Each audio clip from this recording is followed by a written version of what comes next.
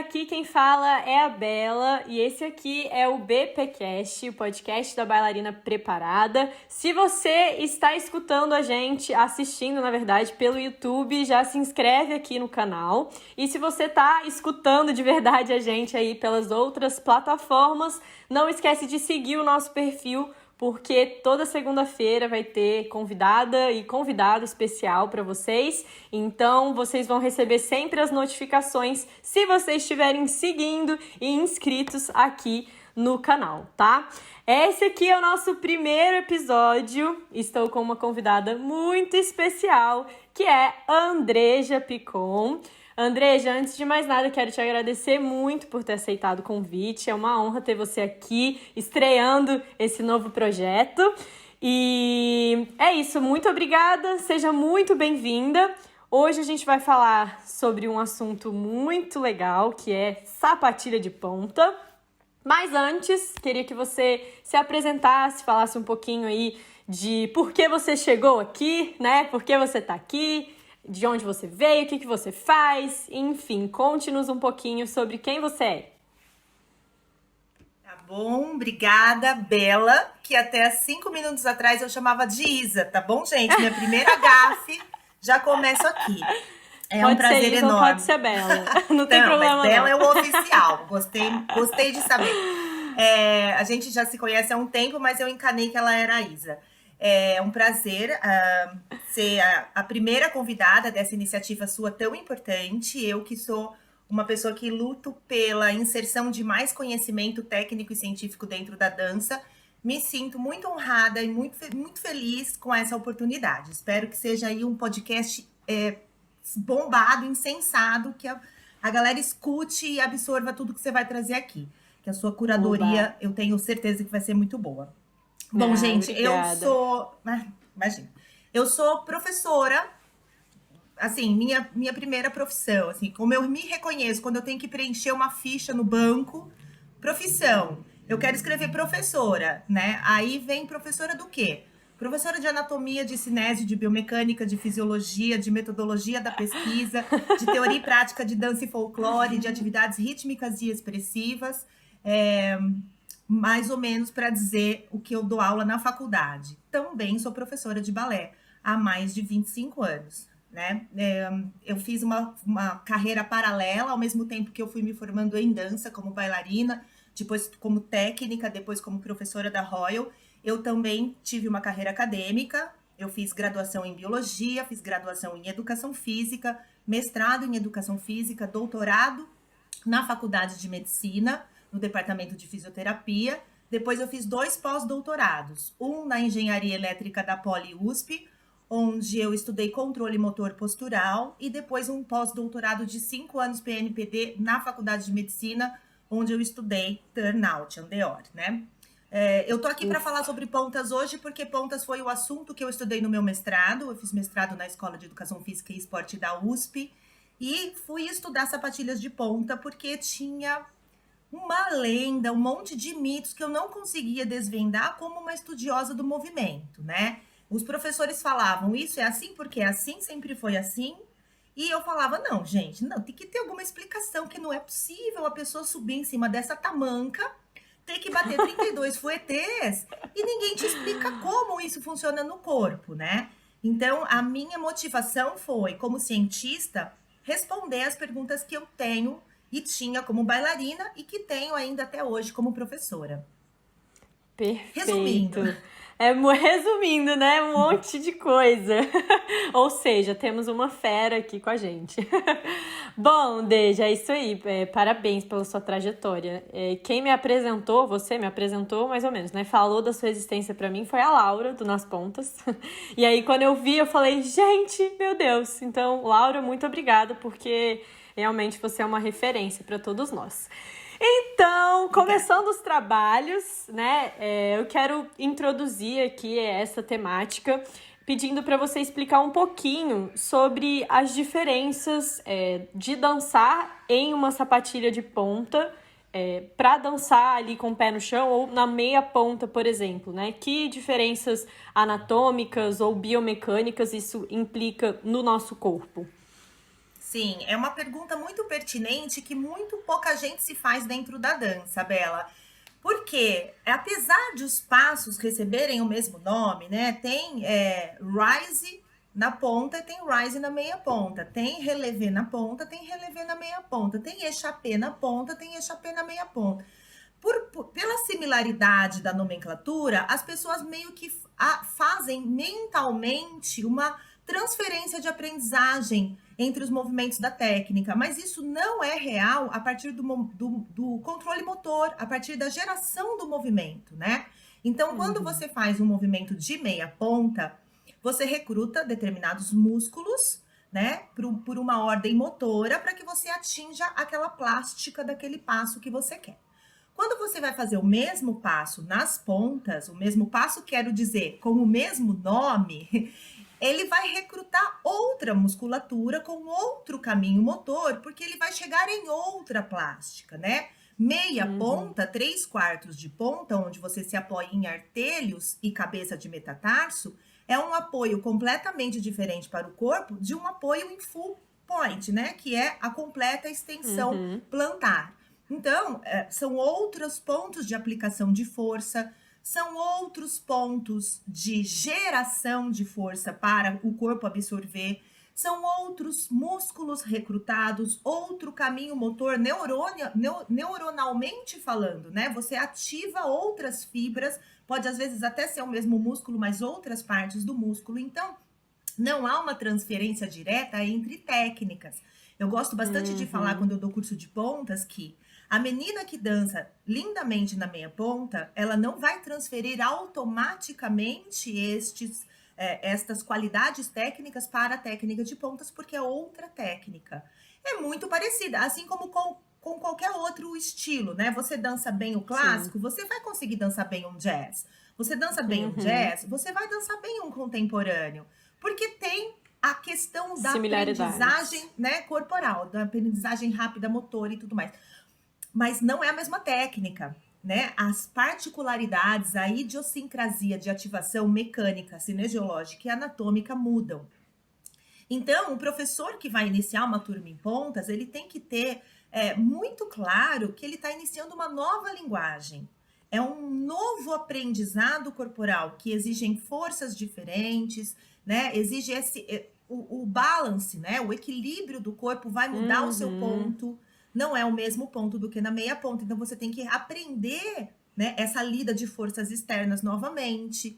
É outro lugar. Completamente diferente, né? Completamente diferente. E aí, a gente, às vezes, não tem tempo ou não quer ter o tempo de dar para o aluno essa possibilidade, né? Então, a gente já fala assim, fulaninho não se deu bem na ponta. Calma, fulaninho, às vezes, precisa de um tempo maior, né, para reorganizar todos esses caminhos e conseguir, né, essa habilidade. E da mesma forma que a gente às vezes tem um aluno que nem era tão bom na meia ponta, mas que se revela muito perspicaz, muito sagaz na ponta, porque ele acha mais facilmente os seus pontos de força, de equilíbrio, né? Então a gente tem que ter essa visão. Sim. É muito interessante isso, porque também na parte da preparação física, né, agora não relacionado à técnica, os exercícios também que a gente precisa prescrever, né, são também diferentes por conta dessa técnica diferente. É claro que a gente usa muita coisa em comum, mas é aquilo que você falou, né? Os apoios são diferentes e por isso a gente recruta fibras musculares diferentes. Então, esse trabalho também do preparo físico também costuma ser diferente. E só para deixar claro assim para quem está escutando agora, qual é exatamente a diferença, o que acontece dentro do nosso pé lá quando a gente agarra a ponta? Como que o dedo fica? Onde é que é este bendito desse apoio? Tá. Vamos falar um pouquinho, antes da gente chegar nessa posição do full point, eu gosto de falar em inglês porque full point para mim é muito melhor do que extensão plantar, ou flexão plantar, que é o nome que se dá no Brasil, que é o nome errado, né? Porque o tornozelo, ele faz flexão e extensão, e não tem essa dorsiflexão. Flexão plantar é uma coisa já meio antiquada. Faz sentido. Né? É porque é o movimento do tornozelo, cinesiologicamente falando. Mas o povo gosta de falar. Então, vamos retomar, antes da gente falar dessa posição, vamos retomar um pouquinho o uso da musculatura. Quando a gente está em meia ponta e a gente faz um relevé, ou um élevé, ou um rise, qualquer que seja a sua nomenclatura aí que você prefira, a gente usa preferencialmente a musculatura extrínseca do pé. O que é a musculatura extrínseca do pé? São os músculos que mexem o nosso pé, mas que não estão no pé, estão na perna. Né? Então, por exemplo, os gastrocnêmios, o sóleo, são os músculos que levam o nosso calcanhar para cima, que fazem a meia ponta. Famosa batata. A batata, a famosa batata, né? O tríceps sural, são os dois gastros e o sóleo. E quem abaixa, quem controla a descida do pé no chão, são os músculos da canela anteriores, né? Da perna, que são, por exemplo, o tibial anterior, que é o principal. E aí a gente tem os fibulares e a gente tem os flexores e extensores longos dos dedos. Então, músculos que fletem e estendem os nossos dedos dos pés estão na nossa perna. Quando a gente está trabalhando em meia ponta, a gente usa preferencialmente esses músculos extrínsecos. Porque os músculos intrínsecos, que são os musculinhos pequeninos que estão no nosso pé, eles são, além de mais fracos, menos trabalhados, né?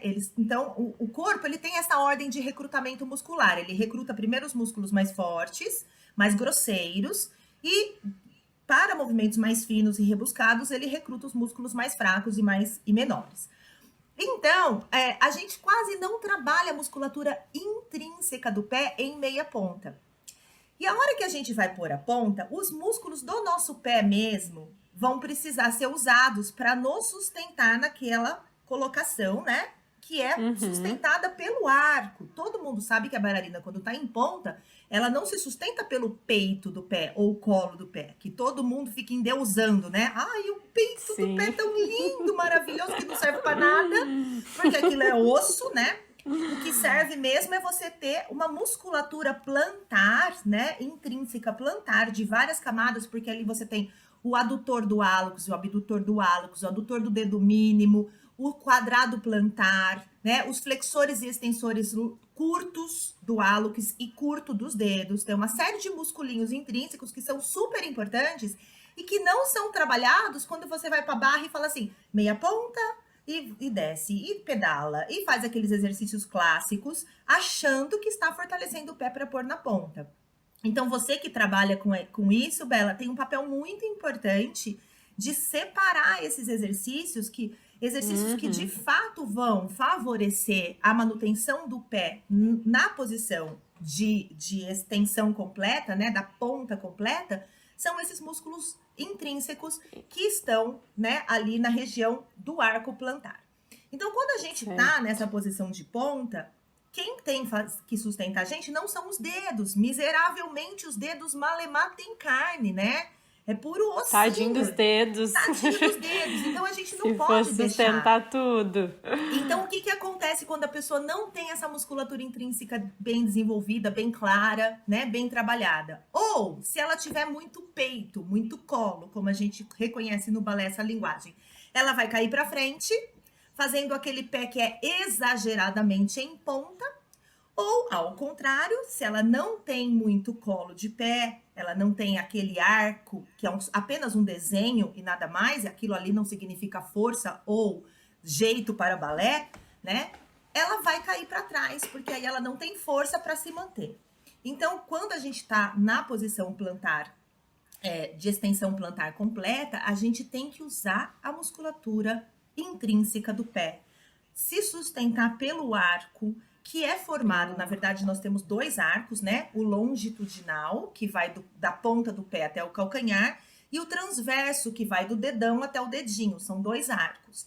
Esses arcos, eles não existem na vida real. Se você fizer uma dissecação do pé ali, você pegar um pé, você fala, cadê o arco que estava aqui? Não existe. Né? O arco, na verdade, é o desenho formado pela disposição óssea. Né? Então, os ossos do pé, eles não são achatados assim no chão, eles ficam levemente arqueados, né? Para formar essa conformação de deformação tão importante para a locomoção humana. Isso não foi desenhado para o balé. Mas tudo bem, a gente adapta, né? Então, na verdade, o segredo para as pontas é este foco na musculatura intrínseca. Eu penso muito sobre isso. Ótimo. É muito importante fazer essa diferenciação, né? E entender realmente quais são esses músculos que a gente precisa recrutar intrinsecamente e também extrinsecamente. Ótimo. Agora a gente já entendeu um pouquinho aí como é que são essas diferenças.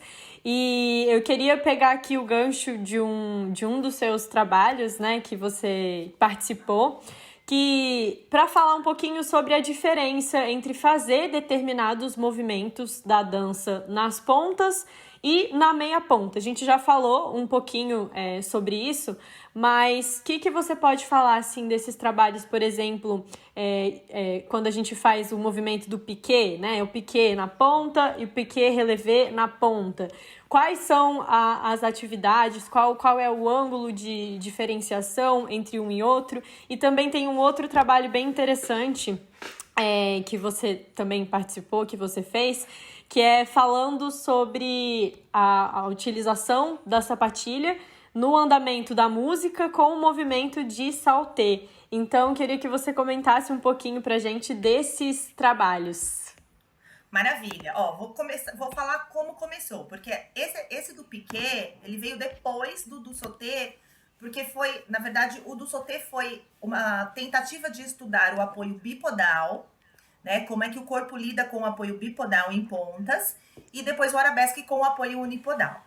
O andamento musical, ele acabou virando o título do meu projeto de mestrado, mas nunca foi a intenção. Esse trabalho eu fiz no meu mestrado entre os anos de 2000 e 2004.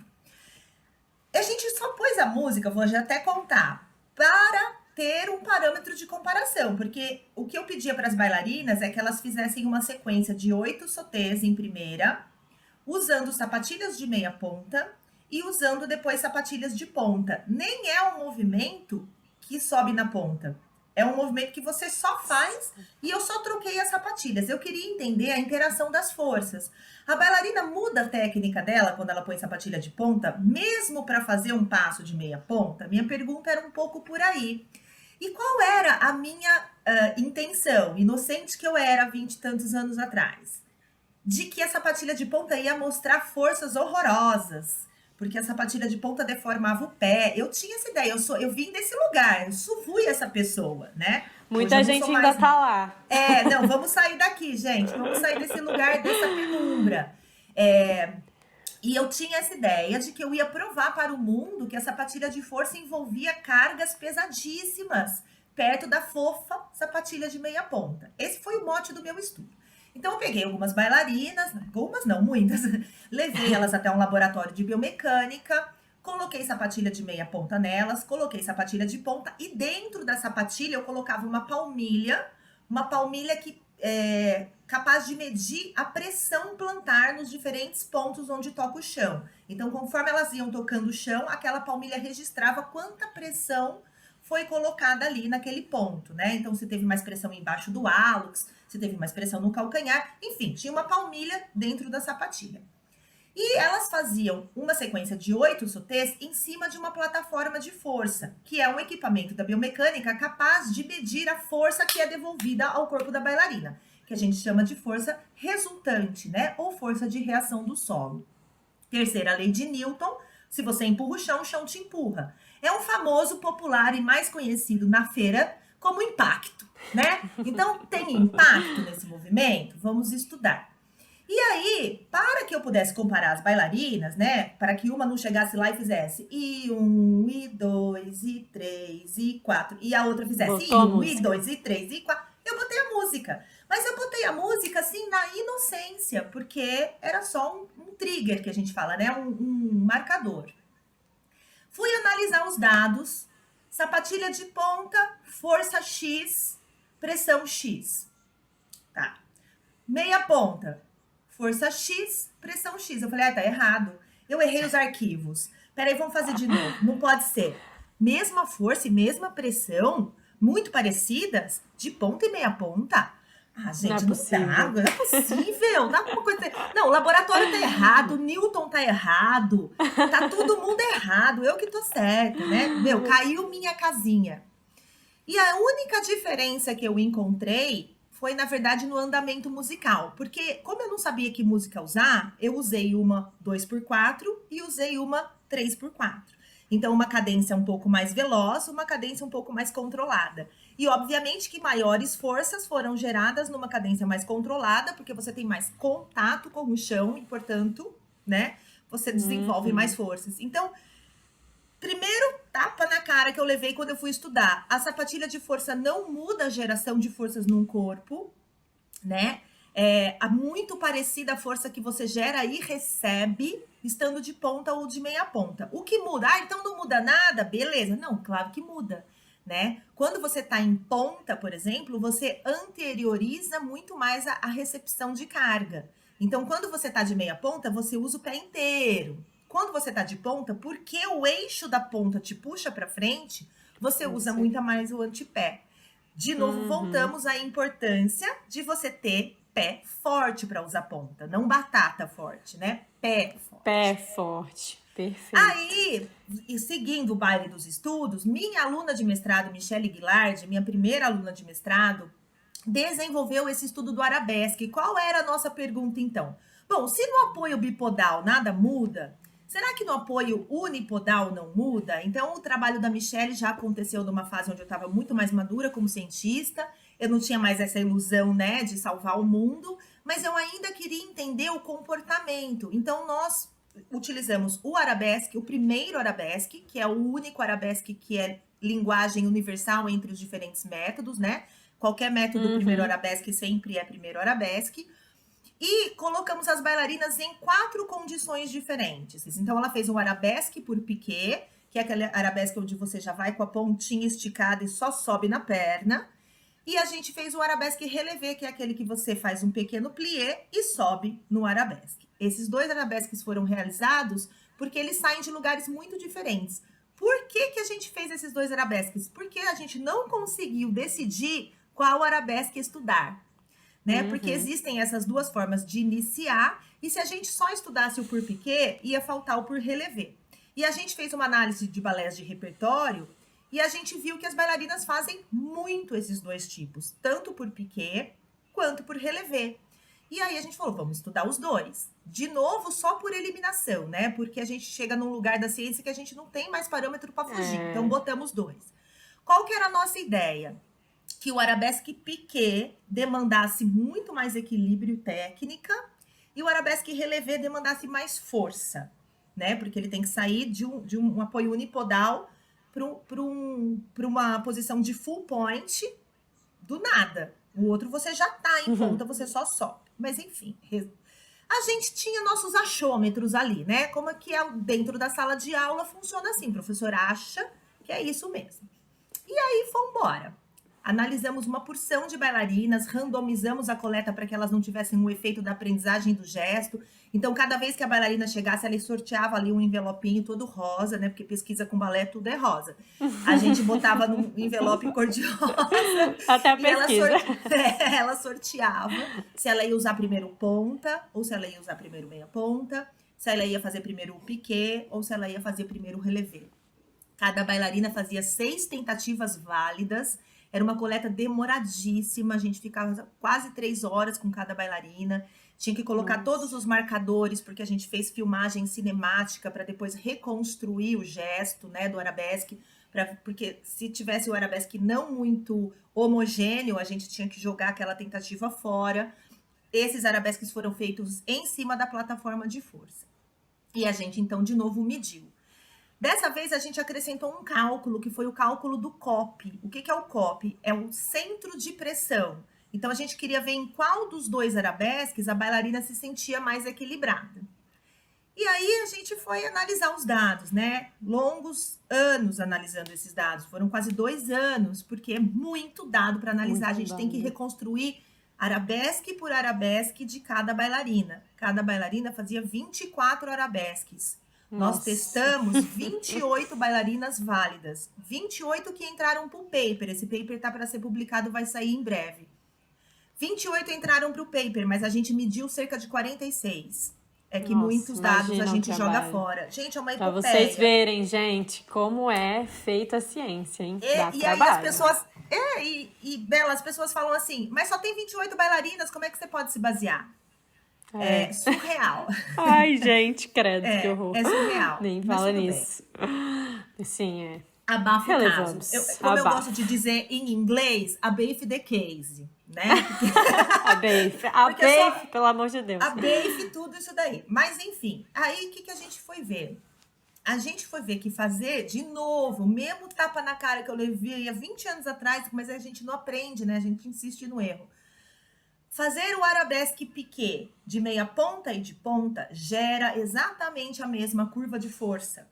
Fazer o arabesque relevé de meia ponta e de ponta gera exatamente a mesma curva de força.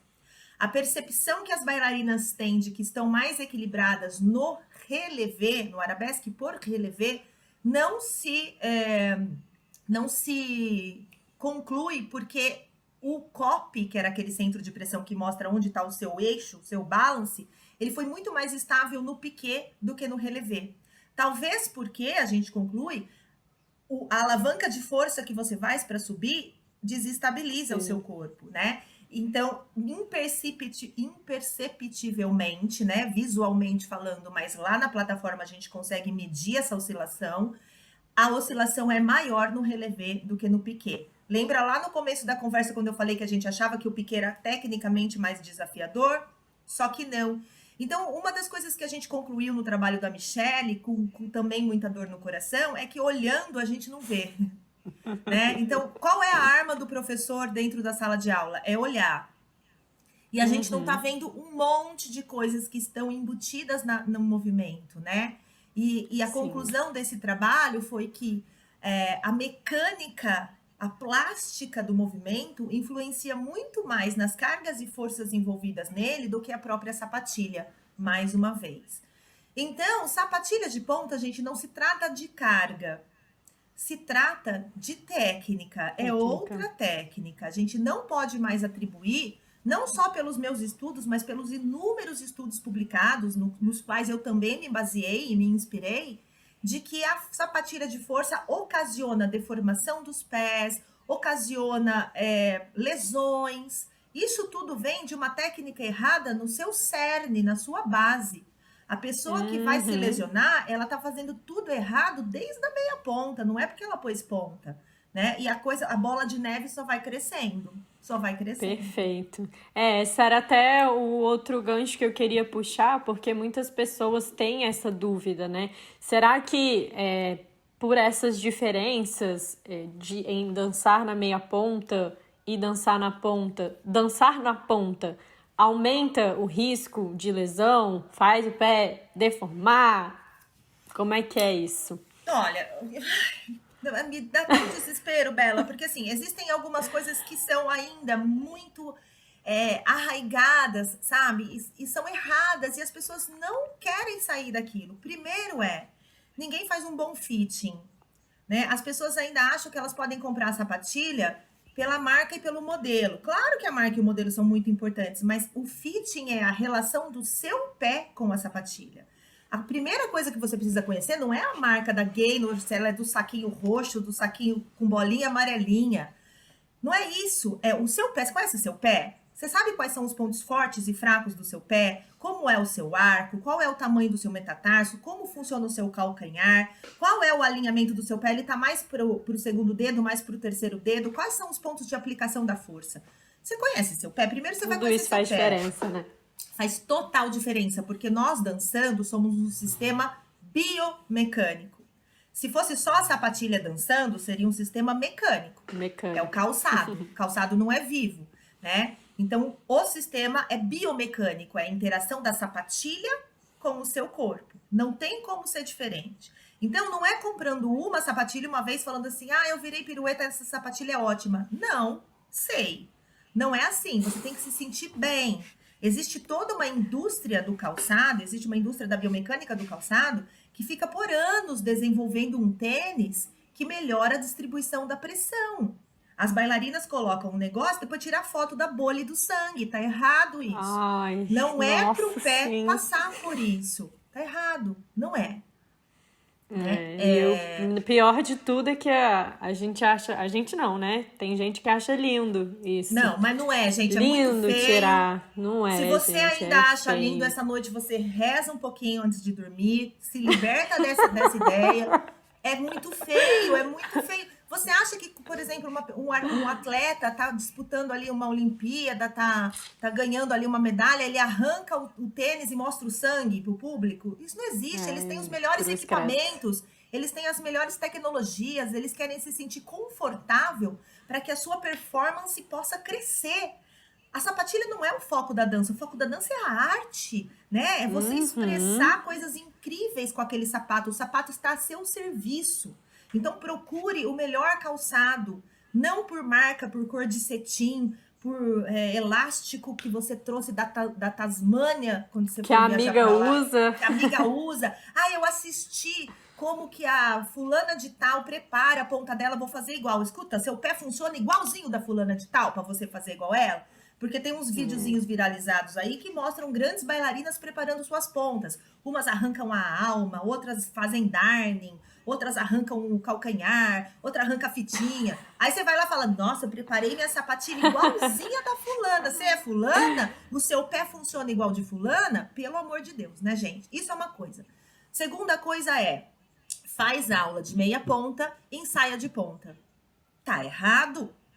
Porque são técnicas diferentes. Então, você fazendo aula de meia ponta, não tá te preparando para você dançar aquela variação. Não tá te preparando para dançar aquela coreografia que é na ponta. Quer dançar de ponta, faça aula de ponta. Ai, mas cansa muito, teu problema. Procura a Bela e se fortaleça.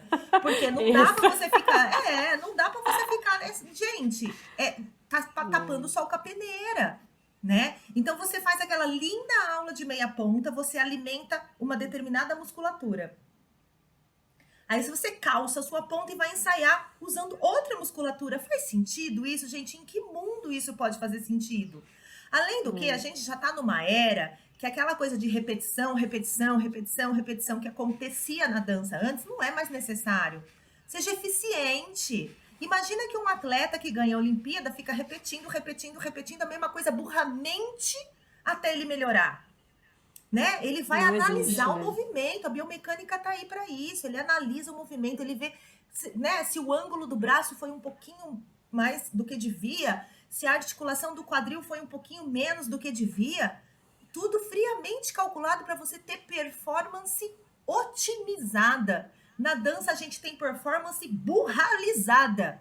Faz de novo, faz até sair. Direta e reta. Não sai, né, meu? É assim até hoje, né? A pessoa acha que se ela não tiver ali um sangue, um suor e lágrimas, ela não foi merecedora.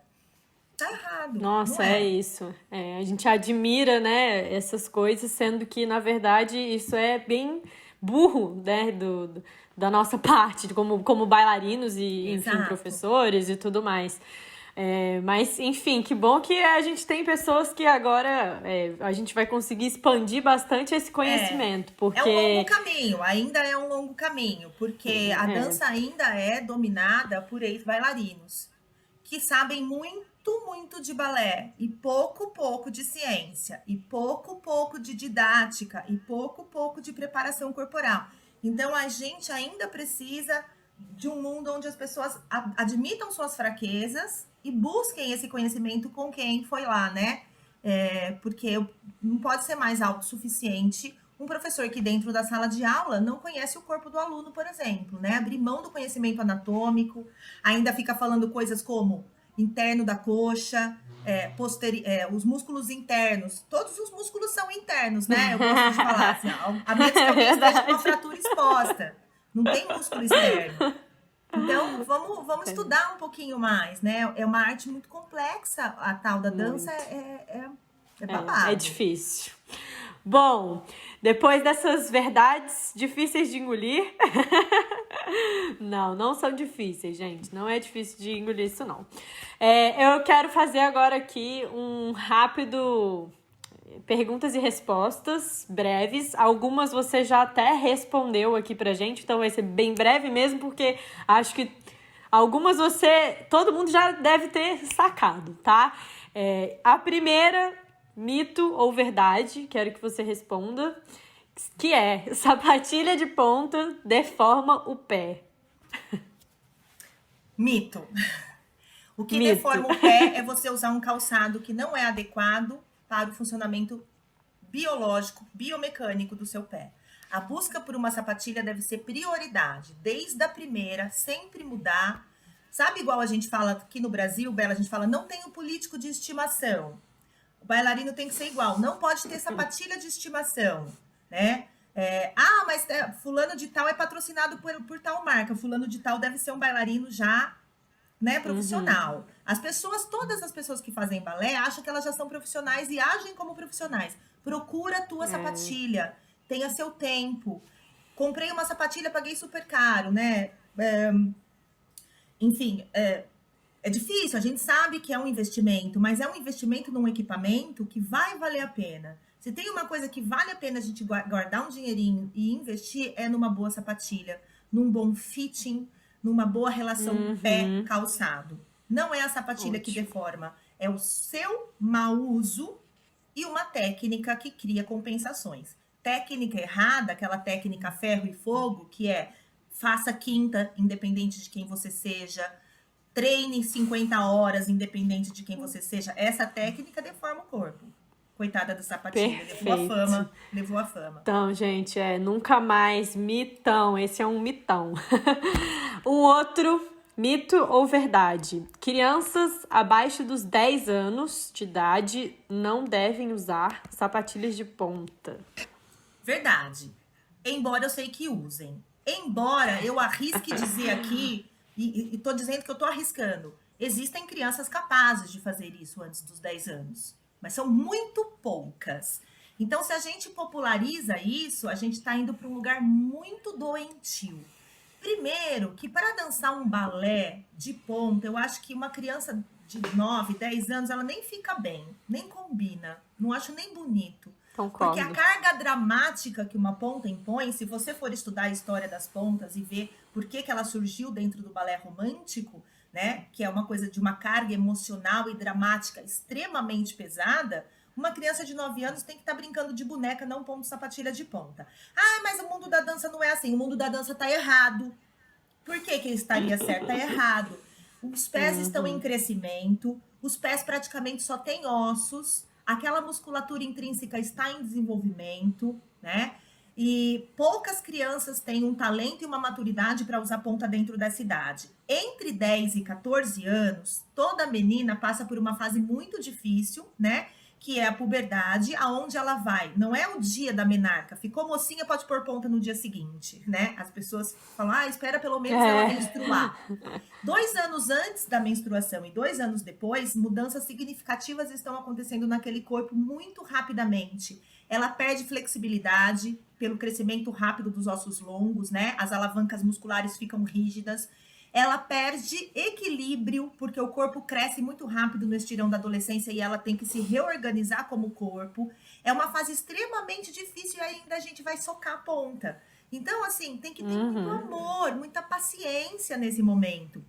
Ainda que você espere a menarca, ainda que você espere os 12 anos. Consciência, gente. Existe uma coisa hoje chamada pré-pontas, que é a sapatilha soft, a sapatilha mole, a sapatilha que você não sobe na ponta. Não é ponta iniciante, é uma ponta mole que não sobe.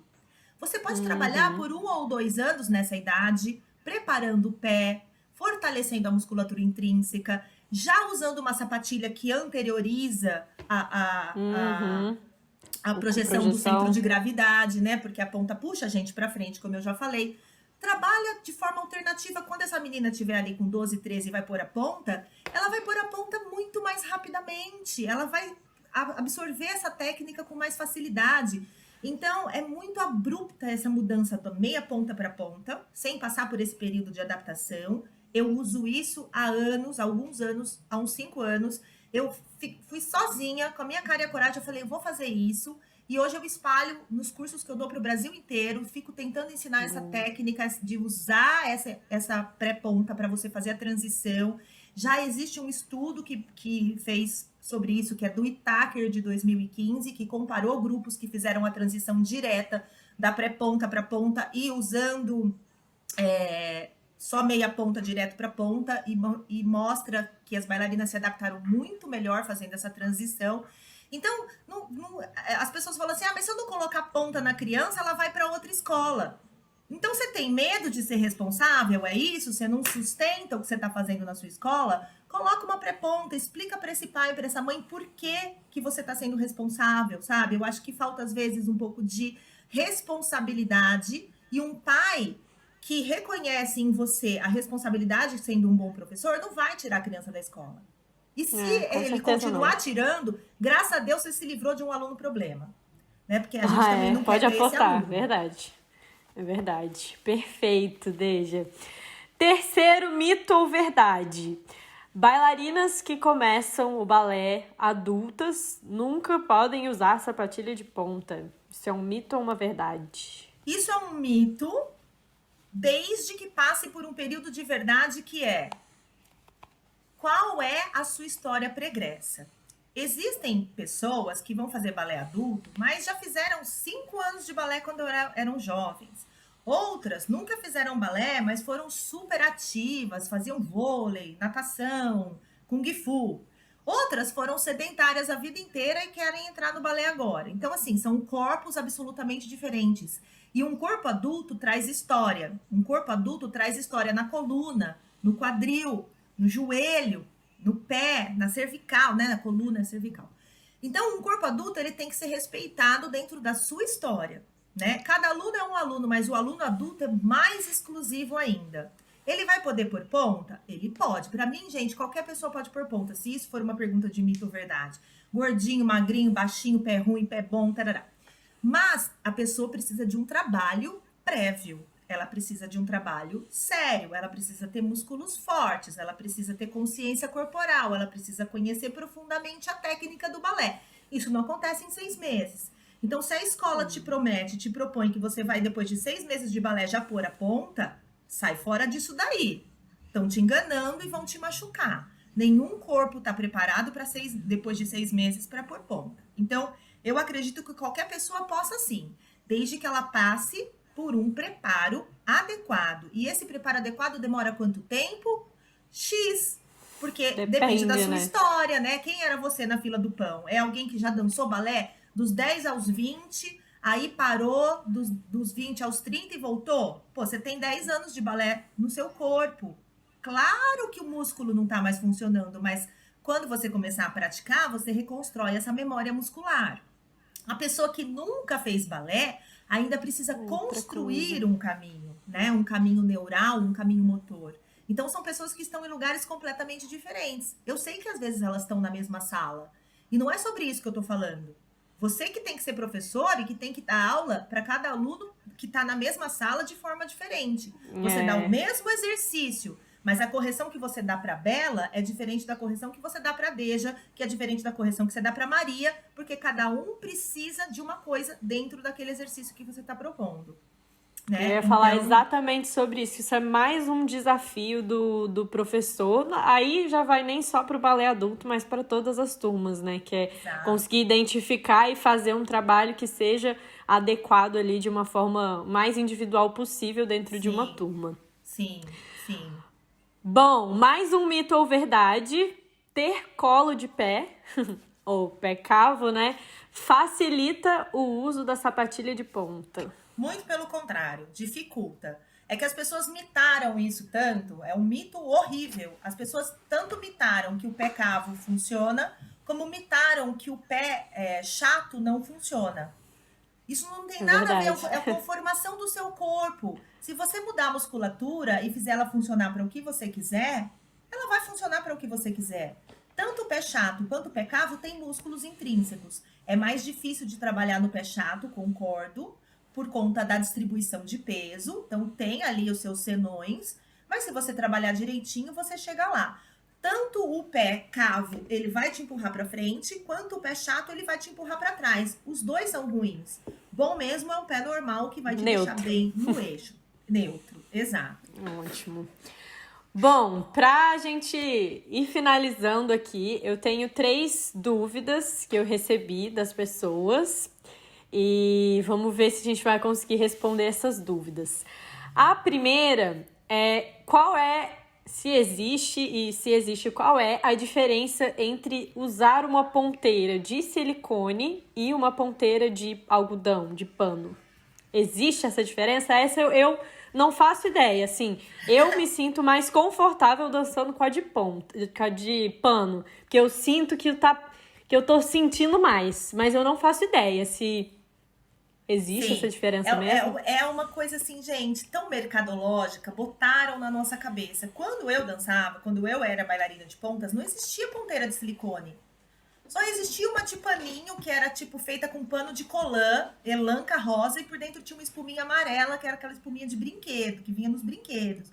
Era isso que tinha de ponteira. Gente, eu e minha turma do Dança Consciência, que é um Instagram que a gente tem pra botar essas novidades aí, a gente fala assim, ó, ponteira é EPI, equipamento de proteção individual. É uma besteira ridícula você dizer, eu não preciso de ponteira. Dane-se, depois você vai falar que a ponta deformou seu pé, né? Você que tá Isso sendo aí. trouxão na foto. Então, assim, qual é a ponteira que você vai usar? A Bela já deu uma super dica. A que te dá mais propriocepção. Aquela que você sente o seu pé. Porque se você bota uma ponteira que faz assim, e você não sabe nem onde que tá seu dedo, e você não consegue distribuir a força, você perde mobilidade. Porque tem isso, a gente não falou disso aqui, Bela. O pé é um sistema com 26 ossos e 33 articulações. Quando você tá de meia ponta ou descalço, essas articulações estão super livres. Quando você tá de ponta, meio que você engessa o pé, né? A ponta engessa o pé, Perde ela a diminui a mobilidade. mobilidade. Então, se você ainda põe uma ponteira que te deixa o pé meio cego, sabe quando eu sou essa pessoa que quando ponho máscara, eu não escuto. Também. Eu tenho que tirar a máscara para escutar, é surreal. Então você põe a ponteira, eu falo que seu pé fica cego, ele não tá vendo mais nada, sabe? Como se você tivesse posto uma ponteira que tira a propriocepção do seu pé. Qualquer Uhum. ponteira é boa. Assim como você vai buscar a sua ponta ideal, você vai buscar a sua ponteira ideal. Eu nunca tinha usado ponteira de gel, de silicone. Quando eu, agora já adulta, como professora, comprei uma, porque eu falei, ah, gente, eu já tô velha, já tô gorda, não quero mais subir na ponta e sentir dor. Comprei uma ponteira de silicone e falei, gente, isso daqui é uma maravilha do universo, jamais poderia viver sem isso, né? Então foi uma descoberta para mim. Eu acho que a gente tem que fazer o teste. Faz com uma, faz com outra. Isso é uma coisa que a gente pode emprestar da amiga. A ponta a gente não pode É emprestar, mas a gente verdade. pode falar assim, ah, né? Dependendo aí da proximidade que você tem e não liga pro chulé da amiga, faz, olha, você me Uhum. empresta aí sua ponteira para eu experimentar para ver se eu gosto, né? Ok. E Perfeito. não tem ponteira certa, é certa para você. Inclusive, eu comecei a usar a ponteira de pano porque eu usava de silicone, e aí teve um dia que eu esqueci a minha ponteira, e aí eu falei, putz grila, né? O que que eu vou fazer sem ponteira? Não tem como. Aí uma amiga minha falou, eu tenho essa aqui, só que é de pano. Aí eu falei, melhor do que nada, né? Aí usei e falei, olha, mas Mas gostei, tá acho que bom, né? gostei. E Pronto. aí comecei a usar, né? Mas é interessante mesmo, dá pra sentir bastante essa coisa da propriocepção de mobilidade que você falou. Arrasou. Isso é muito Uma importante. outra pergunta que eu recebi que é qual é a finalidade de quebrar a ponta? Isso tem alguma Ah, função, assim, gente, ajuda a ponta olha, mais mole? eu preciso de um calmante. Temos um calmante que o que é quebrar a ponta? Te contaram errado. Te falaram besteira, te falaram que era dar aquela amolecida na ponta para ela ficar melhor. Olha, Eu já ouvi isso. isso até acontece com bailarinos muito experientes que precisam dançar hoje à noite com uma ponta nova, a ponta velha não tá mais sustentando a pirueta, a ponta velha não tá mais sustentando os balances. E eles vão na hora ali dar aquele mequetrefe para poder ir pro palco e acabou. O que é quebrar a ponta do ponto de vista biomecânico? É você dar à ponta o formato do seu pé. As pontas vêm sem forma, né? Elas não vêm nem com direita e com esquerda, elas vêm ali, dois Uhum. caninhos, dois tubinhos para você enfiar o seu pé.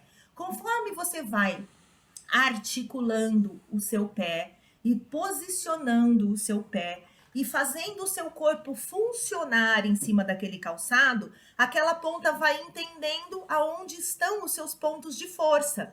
Tanto que cada um quebra a alma, né, em um ponto diferente. Uns quebram mais para baixo, outros quebram mais para cima.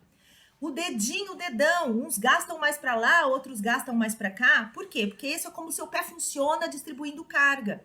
Então, quebrar a ponta nada mais é do que moldá-la ao funcionamento do seu pé. Jamais você deveria quebrar a ponta fora do pé, né? Amassar com o martelinho, colocar embaixo de um móvel pesado. Bater na barra. Bater na barra. Pisar. Tudo isso vai fazer com que o sapato deforme de uma forma mecânica e não de uma forma biomecânica, que é o ideal. Então, quebrar a ponta nada mais é do que aquele período de uma aula, 2 aulas, quando a gente é iniciante, 1 mês, né? Demora para a ponta quebrar.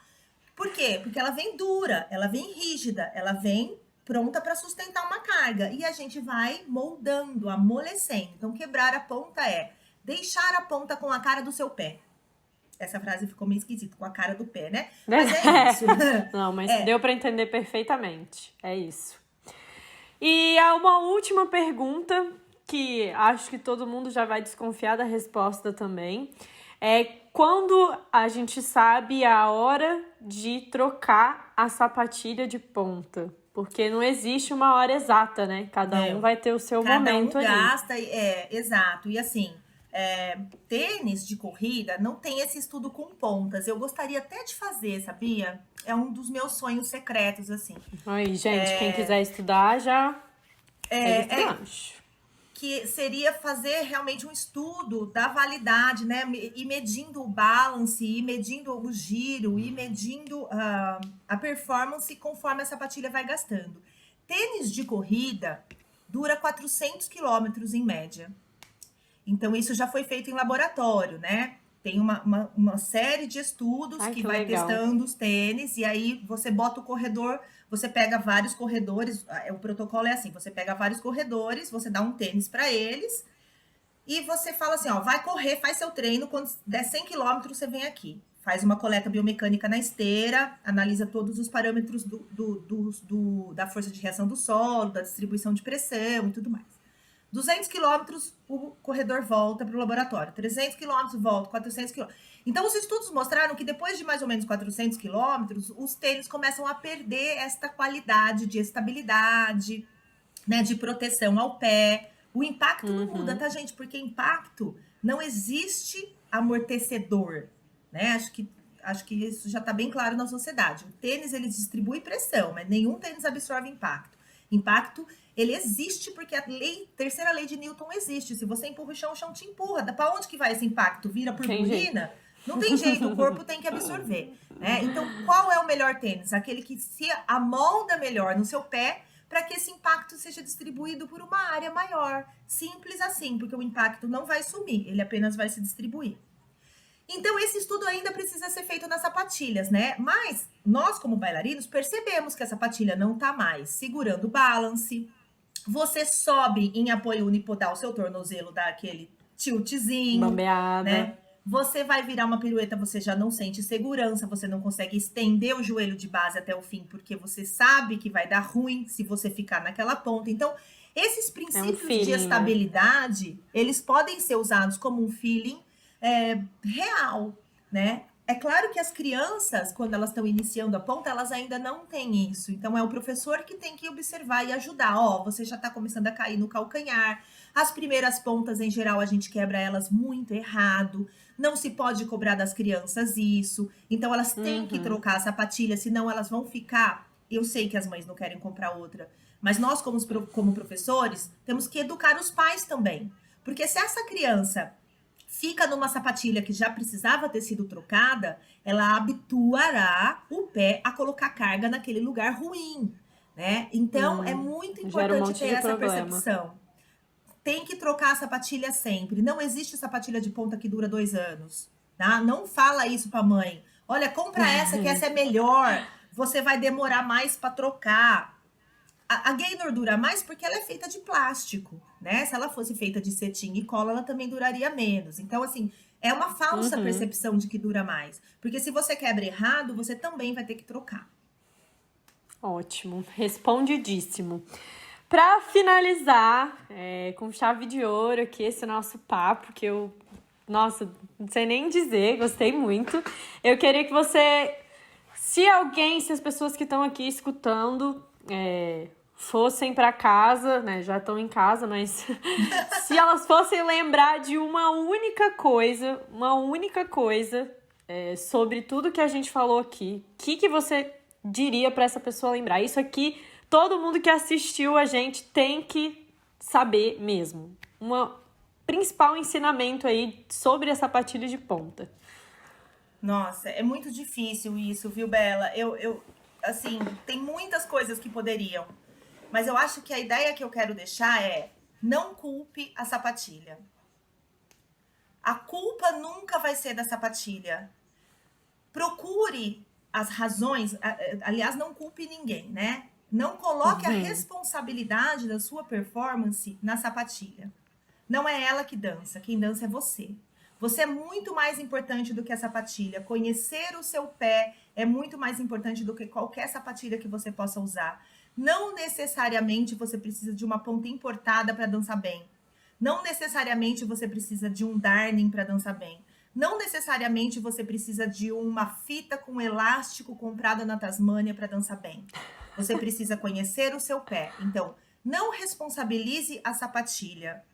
Se autorresponsabilize pelo processo de escolher e conhecer essa interação entre você e o seu melhor calçado de dança. Acho que é isso. Maravilhosa! Arrasou!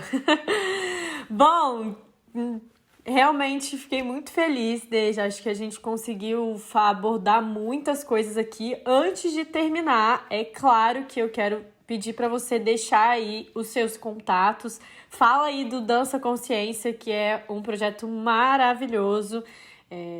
Coloca o arroba, diz pra gente o arroba aí para seguir, para as pessoas te acompanharem nas redes sociais. E se alguém tiver alguma dúvida também, vende o seu peixe aí. Tá. Não, rapidinho, que eu não gosto de comercial, gente, mas eu tenho 2 arrobas que a gente traz bastante informação.